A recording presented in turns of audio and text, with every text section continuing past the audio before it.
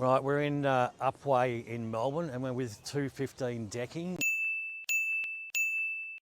and they're doing a Trex RainEscape, which is a under-deck drainage system. The owner, in this case of the home, wanted to park her car under the deck, so with the RainEscape, the water goes through the gaps of the decking and then it goes into the RainEscape, into some downspouts and then into storm water. This is their first one, so we're here to check it out and yeah, it's going to be good.